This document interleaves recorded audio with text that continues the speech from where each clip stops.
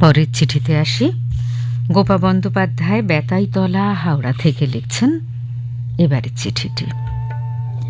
ব্যস্ত জীবন বলতে যা বোঝায় সাধারণ মানুষ, মানে সকাল থেকে রাত হরে করকম্বা কাজ, তা আমার নিজের জীবনে বেশ সরলই লাগে।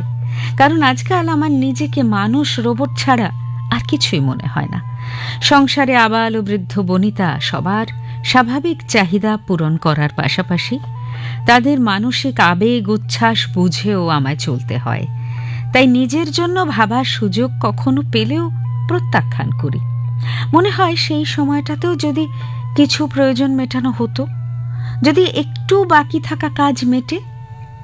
যখন শরীর জবাব দেয়, মন তখন প্রকৃতি থেকে কিছু রসদ খুঁজে বার করে, আর তাতেই সেই টিভিতে দেখানো রঙের বিজ্ঞাপনের মতো আবার ধূসর জীবনে আঙুলের ছোঁয়ায় রং ছড়িয়ে দিয়ে যায়।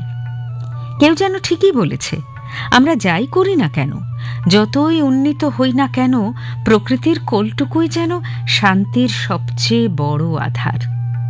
আমি রোজ সকালে আমার কনিষ্ঠাটিকে ট্যাঁকে পুরে তার স্কুলের পথে পা থুড়ি গাড়ি বাড়াই।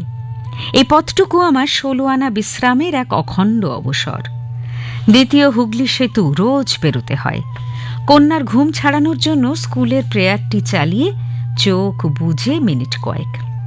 চারপাশে প্রচুর গাছপালা, সবুজ মনকে শান্তি দেয় বলেই হয়তো চোখটা বুজে আসে। কিন্তু আজকাল ওই পথটুকুই আমায় টানছে।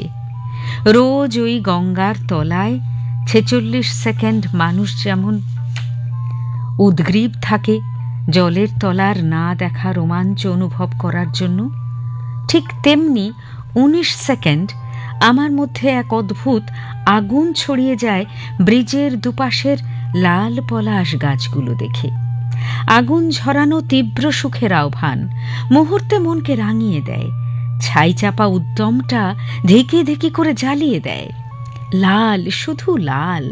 আমি রোজ বলি, যদি একবার তোমায় হাতে ছুঁয়ে দেখতে পারতাম, তোমার রেণু মাখতে পারতাম, তোমায় বুকের বাঁ দিকটায় চেপে ধরতে পারতাম, তাহলে বোধহয় বেঁচে থাকার আরেকটু রসদ পেতাম। বসন্ত শুভেচ্ছার এই কটা দিন আমার জীবনে প্রতিবার আসো তুমি। এই পর্ণমোচী জীবনে ক্ষণিকের আনন্দ, নিজেকে ফিরে পাওয়ার, টিকে থাকার তীব্র আকাঙ্ক্ষা জ্বালিয়ে দিয়ে যাও। তোমায় পেয়ে বা না পেয়ে আমি আনতশির।